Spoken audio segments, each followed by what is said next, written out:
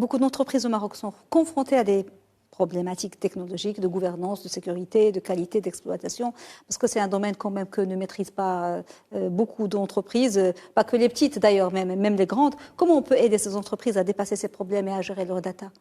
C'est une question tout à fait pertinente. Alors, c'est vrai que la crise n'a fait qu'accentuer les problèmes de cybersécurité et de gouvernance qui existaient déjà avant et qui empêchaient les entreprises d'exploiter le potentiel, donc le full potential des technologies.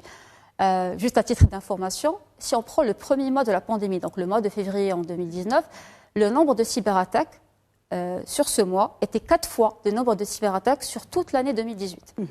Comme quoi, vraiment, la crise, elle a accentué cette problématique de cybersécurité.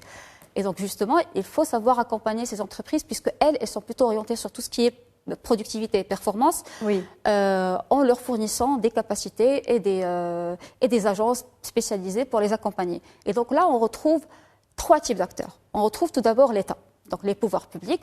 Aujourd'hui au Maroc, il faut dire que moi j'étais franchement très surprise à mon retour au Maroc de voir qu'il y avait une vraie prise de conscience autour de la problématique du digital.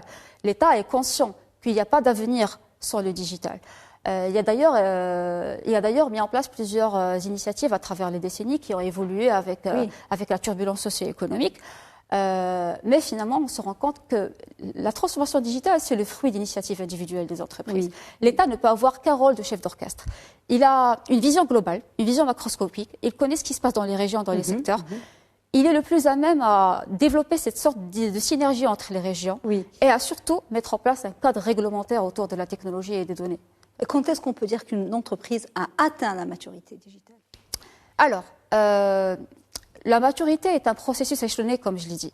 Alors, même si ce n'est pas standardisé, puisque ça dépend finalement des particularités sectorielles de l'entreprise, il peut être structuré. Donc, il y a 3 phases. Il y a une phase d'écoute. Tout passe par un audit, une évaluation. Je dois comprendre quels sont mes besoins. Avant de maturer, c'est comme pour un aliment, pour une plante, pardon. Il faut comprendre les besoins. Donc, on passe par une phase d'écoute et d'audit pour comprendre les besoins, pour faire une évaluation des capacités internes. Ensuite, on va faire une confrontation entre les besoins et capacités et entre les ressources existantes et potentielles dans le futur.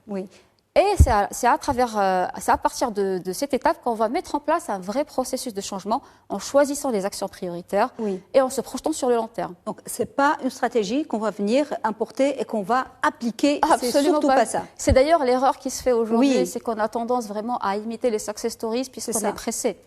Et donc, un autre point dans la maturité digitale, c'est que ce n'est pas uniquement la dimension technique.